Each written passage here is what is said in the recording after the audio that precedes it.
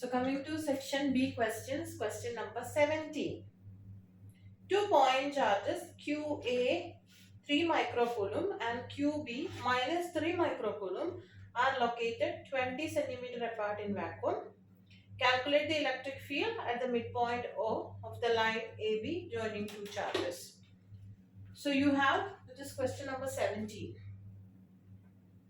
So you have 2-point charges QA, that is 3 microcoulomb, and QB, that is minus 3 microcoulomb,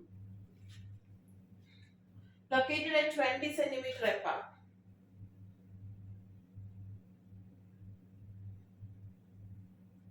In vacuum. Calculate electric field at the point O, midpoint O, between the line joining 2-point charges. So this midpoint O, what will be the value of electric field is what they are asking. So this is two equal and opposite charges separated by a distance, that is a dipole system. Okay, so we have to find the electric field at the middle. So for that, you will find the electric field due to charge A. So what will be the direction? This is positively charged, right? So the electric field will be going outward. So due to this positive 3 microcoulomb, the electric field will be going in outward direction. Now this is a negative charge. Due to negative charge, the electric field will be going in the inward direction. So due to this negative charge, the electric field will be going into the pitch direction. Now when you check at the center, positive electric field is from left to right, negative electric field is from left to right. So you will find the electric field due to A, you will find the electric field due to B, the net electric field will be net electric field at the center O. The net field at O will be EA plus EB. Why? Because they both are in the same direction. That is the reason.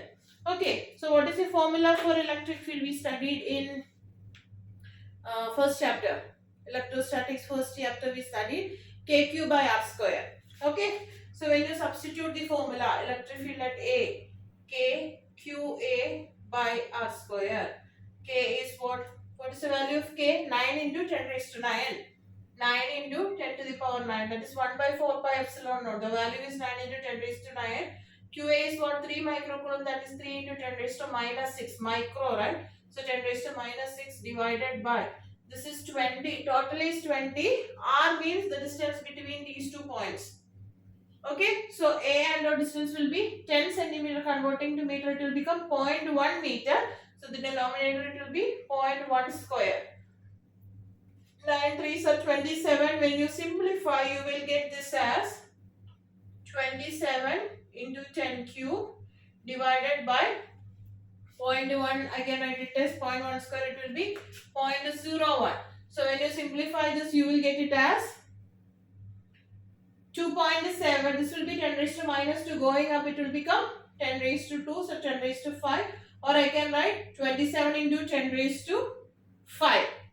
Okay, so you will get it as 27 into 10 raised to 5.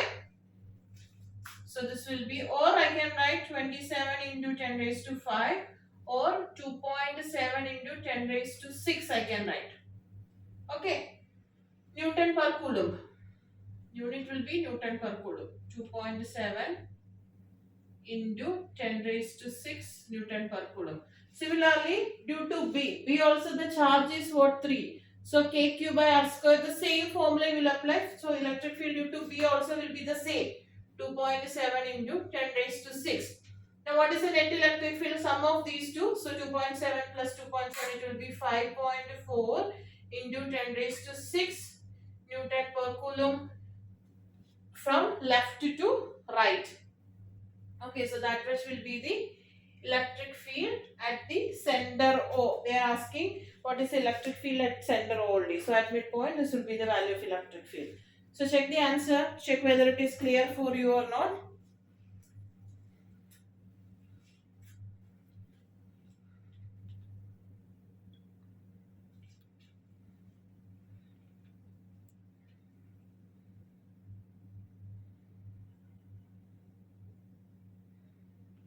Now coming to the next question.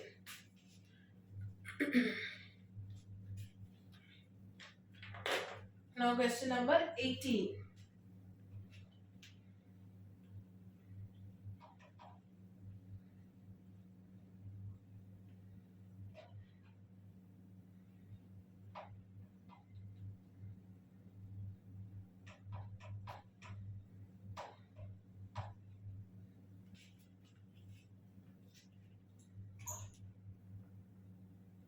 Okay, so the question number 18 is the 3-point charges A, B, C lie in a uniform electric field. So the electric field is uniform, that is given, and as per the diagram you can see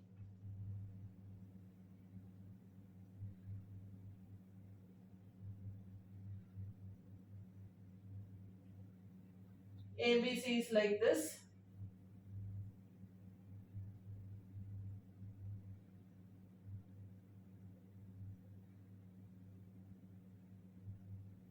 This is 3 centimeter, this is 5 centimeter.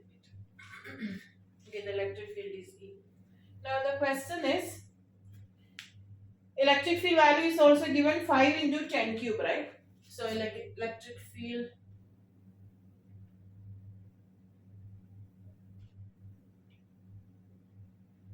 Newton per coulomb is the value of electric field.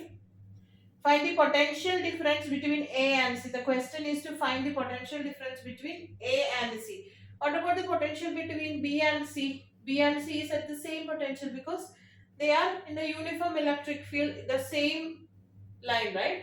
So the potential at, from the diagram it is clear, potential at B is equal to potential at C. Okay, so we need to find the potential difference between A and C. So first of all, what we will see, we will do, if you find potential difference between A and B also the same only you will get, because B and C have the same potential. So how will you find? You can use the formula for potential gradient. E is equal to V by D formula we have, right? Potential gradient formula we have, E is equal to V by D. So here E we have, this distance we don't know. The distance means this distance, the perpendicular distance between A and B. How will you find? Using Pythagoras theorem, you can find AB will be equal to root of hypotenuse square minus altitude square. 5 square minus 3 square. 25 minus 9, it will be 16. So this will be 4 centimeter. So for finding V, potential difference between this VAB, the potential between VAB or VAC. B and C are at the same potential. So VAB or VAC, it is equal to E into D. E is 5 into 10 cube and E is 4 centimeter. So that will be 0.04 meter. So what you will get? 20. This is 3. So 40 into 5, right? 40 into 5, you will get it as 200 volt. 200 volt. Okay. So check this question whether it is clear or not. So in section B, actually you have 5 questions. So 2 done. Now 3 more we have to do.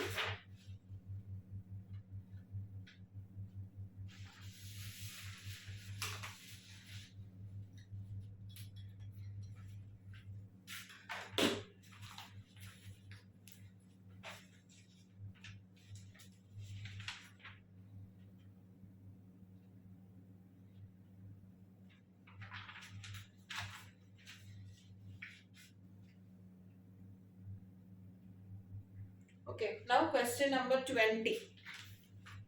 Coming to question number 20, it's a derivation based question.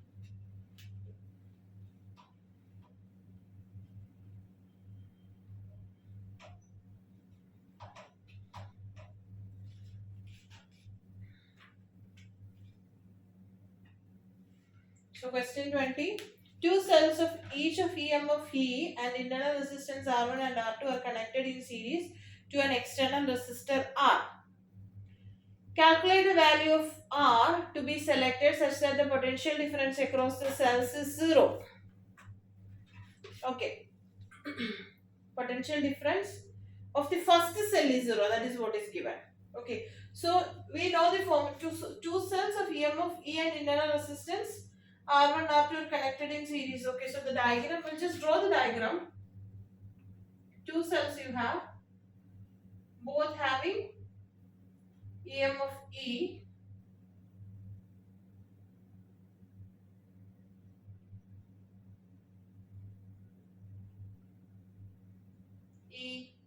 E, R1, R2.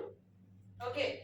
So what is given is, we know I is equal to E by R plus R. I will apply that formula. We know I is equal to E by R plus R. So here the total EMF will be what? E plus E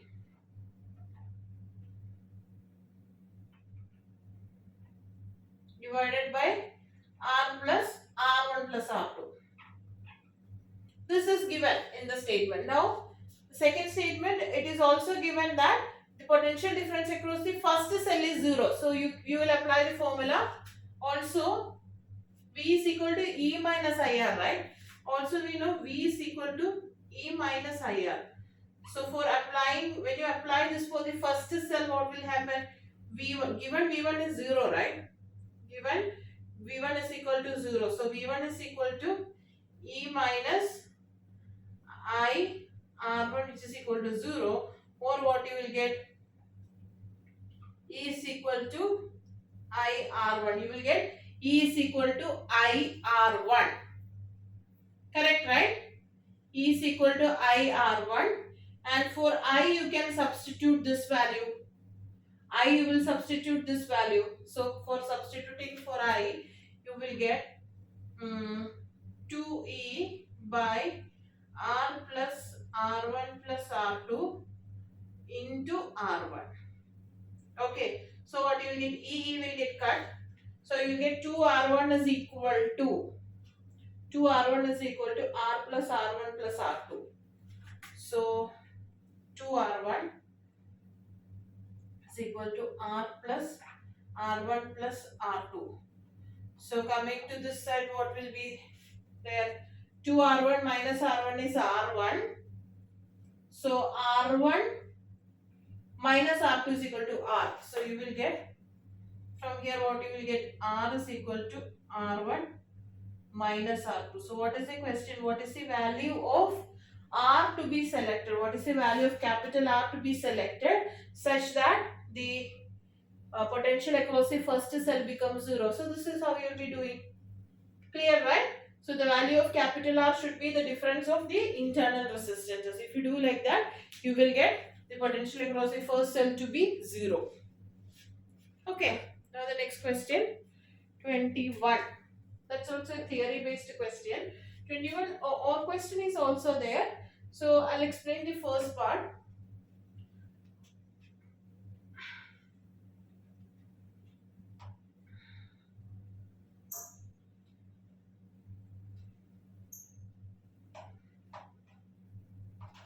So coming to the first part, a magnetized needle in a uniform magnetic field experiences a torque but no net force.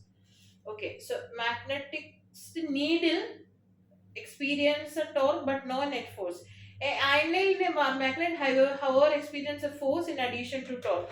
The reason is, in a magnetic needle, the magnetic field will be uniform. It's a magnetic needle. Magnetic needle, the magnetic field around the magnetic needle will be uniform. So what will happen? Equal and opposite force. Magnetic field is the same. So it experiences the same magnetic field everywhere. So it will experience a torque only. Okay, it will experience a torque. Whereas in case of what they have given, iron nail. In case of iron nail, the magnetic field is not uniform.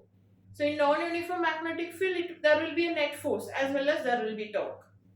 Okay, so you can write the answer as, in case of a magnetic needle, the magnetic field is uniform everywhere, so it will experience a torque.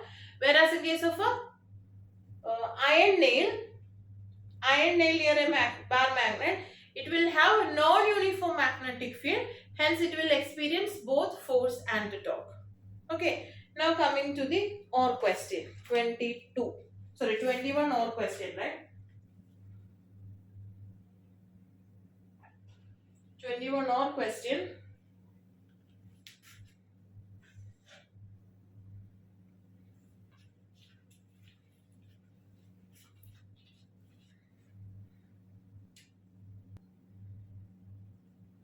So in our question we have two bar magnets having same geometry with magnetic moments m and 2m are first placed in such a way that their similar poles are on the same side. So similar poles are on the same side means the magnetic moments will get added. So in case 1, you'll get the magnetic moments is 2m plus m. 3m is the magnetic moment, total magnetic moment in the first case. Firstly, placed in such a way that the similar poles are on the same side, and then its time period of oscillation is t1. So time period of oscillation t1, the formula is t is equal to 2 pi root of I by mb, where I is the inertia, I is moment of inertia. Last year you studied, right, moment of inertia in system of particles chapter, that momentum of inertia. Then m is the magnetic moment, b is the magnetic field.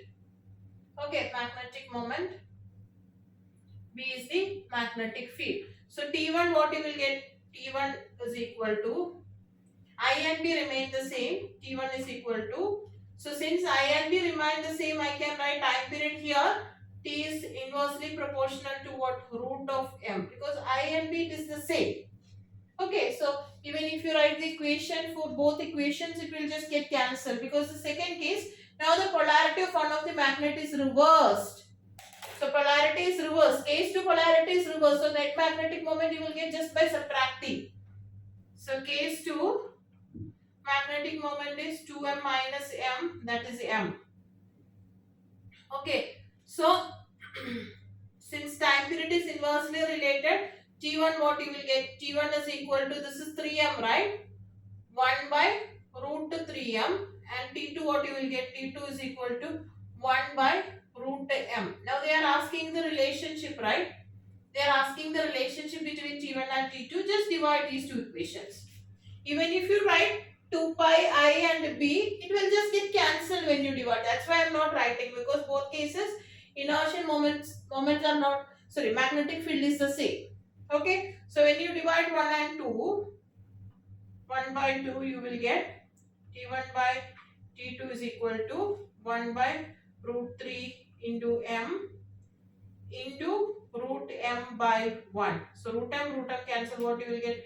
1 by root 3. So what is that? T1 by T2 is 1 by root 3,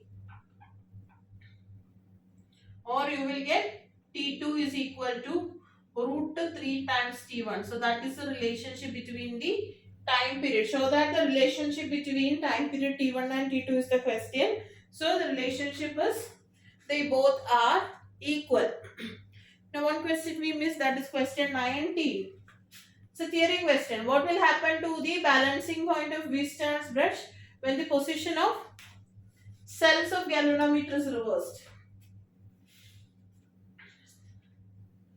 Okay, position of cell and galvanometer. I'll just draw that and explain. Question 19.